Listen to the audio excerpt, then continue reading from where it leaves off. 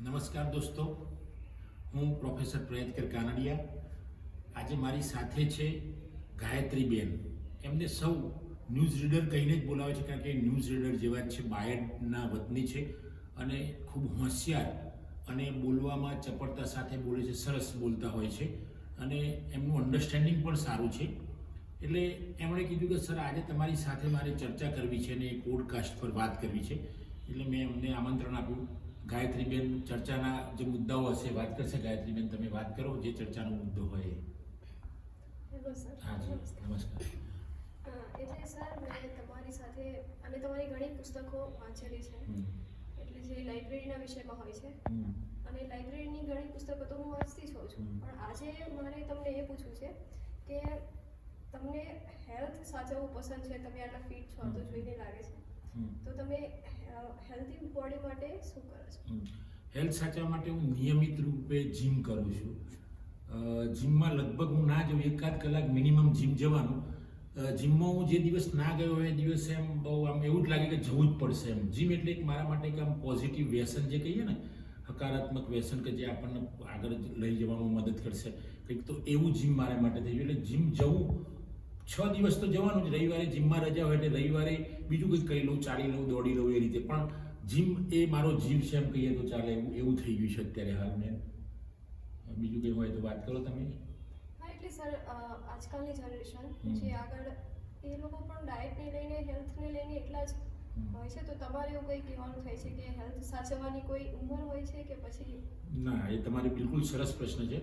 Health માટે, gym માટે, દોડવા માટે, ચાલવા માટે, કસરત માટે, સ્વિમિંગ માટે, બરાબર, અથવા તો પહાડનું ચઢાણ કરવું હોય તો એના માટે ઉંમરની કોઈ બાદ નડતો નથી. કારણ કે ખબર છે કે ભૂતકાળમાં આપણા જે પૂર્વજો હતા એ 80-90 વર્ષે પણ પર્વતો ચડતા ચાલી શકતા હતા. આજની જનરેશન જે જેનજી જનરેશન છે ને, અત્યારે આવી ગઈ છે, લગભગ આલ્ફા જનરેશન પણ આવી ગઈ છે, પહેલાંના મિલેનિયમ પણ હતી.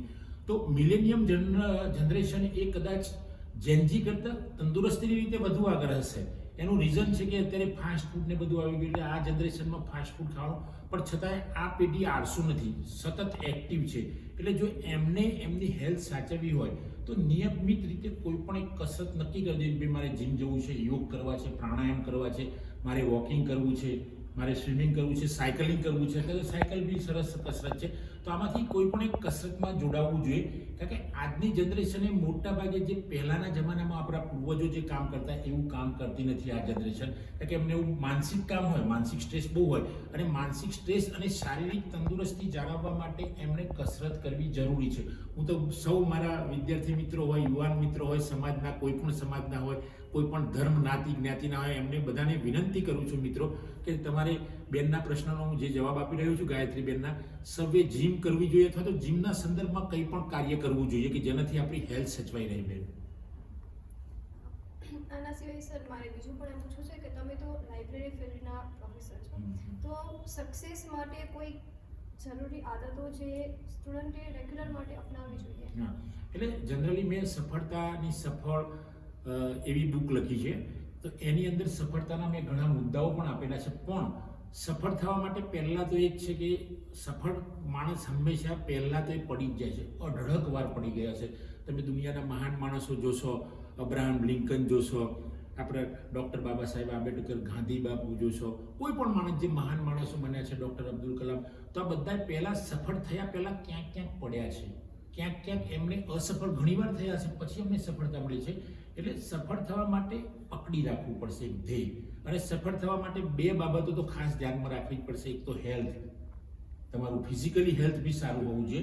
અને ફિઝિકલ હેલ્થ માટે હું એવું કહું કે નિયમિતપણે, હમણાં મેં આગળના પ્રશ્નના જવાબમાં વાત કરી કે નિયમિત રીતે કસરત કરવી જોઈએ. અને કસરત કરવાથી મન પણ તંદુરસ્ત રહે છે, એટલે મનની સ્વસ્થતા પણ જળવાય છે.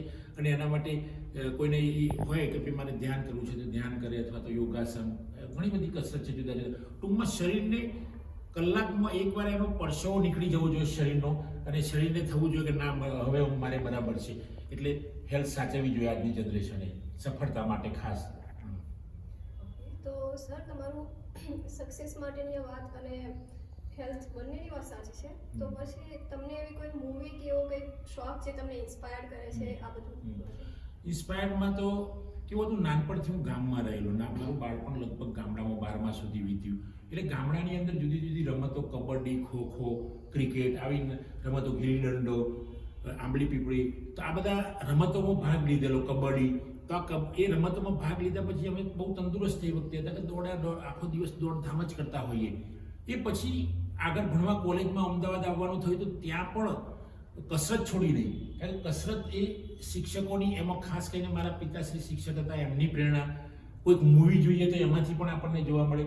કોઈ ટીચર કંઈક સારું કહી જાય કે ભાઈ હેલ્થ સાચવવા માટે આ કરવું જોઈએ, તો અમારા ગામના ટીચર્સ એવા હતા, મનોજસિંહ ઝાલા સાહેબ છે, ફૈઝ મહંમદ સાહેબ છે. આ બધા મારા ફાધર તો મેન હતા જ, એ પોતે ટીચર જ હતા, એટલે એમનું તો પ્રેરણા મળી. પણ આ સાહેબોની પણ પ્રેરણા મળતી કે ભાઈ નિયમિતપણે કસરત કરવી જોઈએ. આવું પ્રાર્થનામાં અમારા સાહેબો, મનોજસિંહ ઝાલા સાહેબ છે, ફૈઝ મહંમદ સાહેબ વાડોલના મારા બાજુના ગામના હતા, એ પણ અવારનવાર અમને કહેતા હતા અને એમનાથી પ્રેરણા મળતી. એટલે કસરત પછી નિયમિતપણે ચાલુ જ રાખી.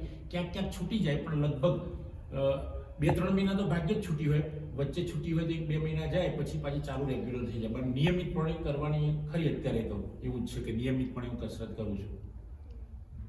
અને સર, એના સિવાય તમે પુસ્તકો પણ ઘણી બધી પ્રકાશિત થયેલી છે તમારી, તો તમે હેલ્થ, ડાયટ અને યોગને લઈને કોઈ પુસ્તક લખી હોય એવું કંઈ છે? હા, આ પુસ્તક જ છે, જો મારી પાસે જ છે, કુપોષણ, આહાર અને યોગ. આ પ્રશ્ન બેન બહુ સરસ કર્યો છે તમે, કારણ કે આ પ્રશ્ન, આ બુક છે ને, કુપોષણ, આહાર અને યોગ, એ આજના જમાનામાં ખૂબ જરૂરી છે. કુપોષણ એટલે મિત્રો એવું નથી, ગાયત્રીબેન, એવું નથી કે કુપોષણ એટલે જેને ખાવા નથી મળતું અથવા તો ઓછું ભોજન મળે છે, પણ જે વધારે ખાય છે, જાડાપણું જેને આવી જાય છે, ઓબેસિટી આપણે કહીએ, તો એ પણ કુપોષણ જ છે. કારણ કે વધારે ખાવું અથવા તો ઓછું મળતું હોય, આ બંને કુપોષણના અલગ અલગ પ્રકાર છે. તો એના પર મેં પુસ્તક આજે લખ્યું છે. એની અંદર મેં કુપોષણ એ સમાજની ચિંતા, આ ચેપ્ટરની અંદર મેં સરસ રીતે ખૂબ ઓબ્ઝર્વેશન કર્યું છે, ઘણા રેફરન્સીસ લીધા છે અને એ લખીને કુપોષણ એ સમાજની ચિંતા. અને વાત સાચી જ છે, પહેલાંના જમાનામાં ઉલટું હતું કુપોષણ, કે ભૂખે માણસ મારીને કુપોષિત થતો હતો. અત્યારના જમાનામાં એવું છે કે માણસ વધુ ખાઈને કુપોષિત બને છે. એટલે ચિંતા તો બે વખતે પણ હતી, ભૂતકાળમાં હતી, અત્યારે પણ છે. એ સિવાય હું આહાર એટલે ઉર્જા. આહાર તમે નિયમિત, તમે ડાયટની સરસ વાત કરી વચ્ચે, કે ડાયટ એટલે ના ખાવું એવું નથી.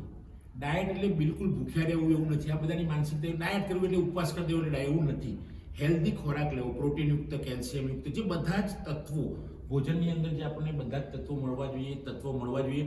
એમાં જે એક્સરસાઇઝ કરતા હોય લોકો, બહેનો અથવા તો ભાઈઓ, તો એમને પ્રોટીન અવશ્ય લેવું જોઈએ પ્રમાણમાં. જે કેટલી કસરત કરે છે, કેટલી કેલરી યુઝ થાય છે, બાળે છે, તો એ પ્રમાણે એમને પ્રોટીન લેવું જોઈએ. એ પ્રમાણે દરેક તત્વો ખોરાકના લેવા જોઈએ.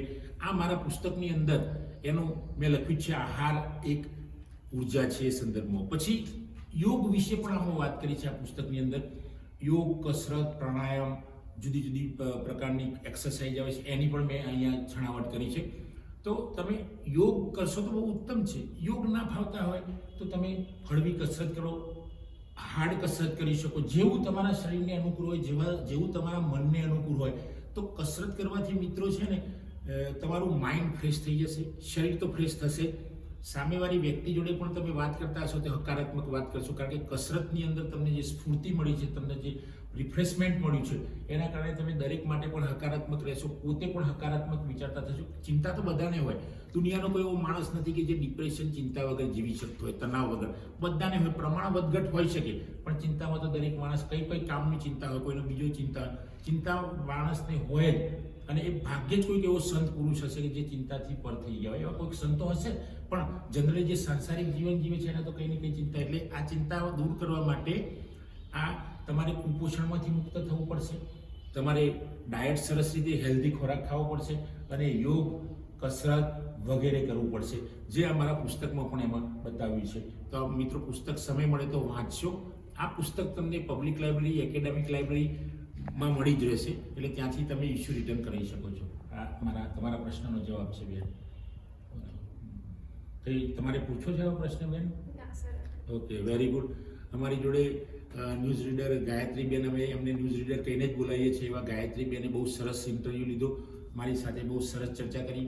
એ બદલ ન્યૂઝ રીડર ગાયત્રીબેનનો હું આભાર માનું છું કે તેઓ સરસ સમજપૂર્વકના પ્રશ્નો પૂછ્યા અને સમાજને ઉપયોગી થાય, બાળકોને ઉપયોગી થાય, યુવાનોને ઉપયોગી થાય, વૃદ્ધોને પણ ઉપયોગી થાય એવા પ્રશ્નો એમને પૂછ્યા. અને બુકનું પણ સાથે મારી બુકનું પણ એમને જોડાણ કરી લીધું. એટલે ગાયત્રીબેનનો હું આભાર માનું છું. મિત્રો, જો મારો આ પોડકાસ્ટ વિડીયો આપ સૌને પસંદ આવ્યો હોય તો એને શેર કરો, લાઈક કરો, કોમેન્ટ કરો અને જો મારી ચેનલ સબસ્ક્રાઈબ ન કરી હોય તો સબસ્ક્રાઈબ કરો. થેન્ક યુ દોસ્તો. જય ભારત, જય હિન્દ.